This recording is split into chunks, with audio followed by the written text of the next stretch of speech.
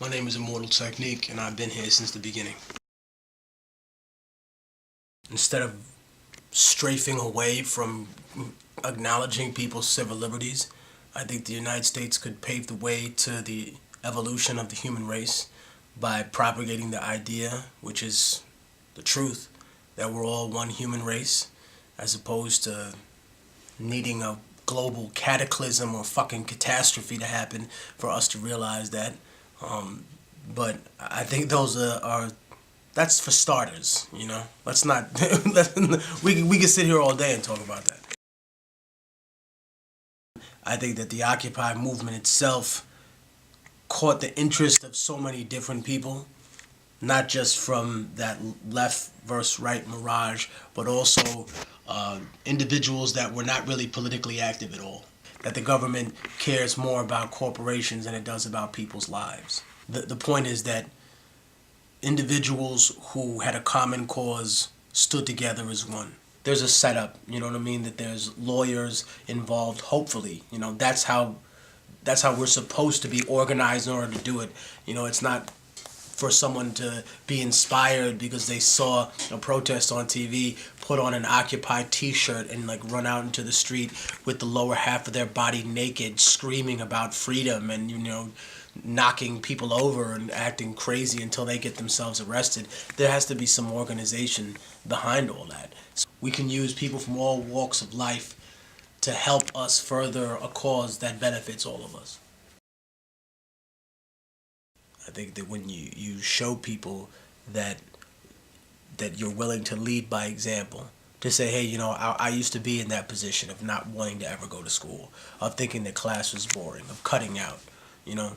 Like if I ever speak to kids, I think what they notice is people's mannerisms.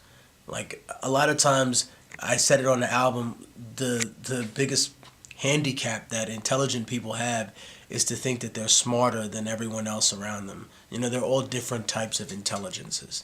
Someone could be incredibly good at math and science, but they're, you know, socially awkward. They have no idea, no social skills, socially inept.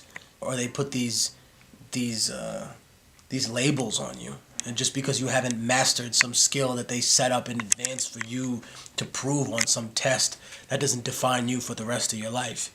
You have to define you for the rest of your life. When I was a young kid, I didn't care about any of this. You know, I was a criminal. I didn't really see the purpose of any of it. I think that when I got a little bit older, when I came out of my time being incarcerated, I think my perspective changed when I returned to Latin America and I seen the disparity of wealth and the misery. You know, I began to not only ask questions of the world, but also of myself. You know, what changes did I want to make in the way I was, in the way I am? It's like being a revolutionary. You know, if you want to be an occupier or a revolutionary, that doesn't mean that you're a good person automatically. You could still be a pretentious asshole. You know, you're pushy. You know, you act like a dick to people that don't deserve it. You know, you don't give your loved ones the attention they deserve. I mean, that's always been the Achilles heel of revolutionaries.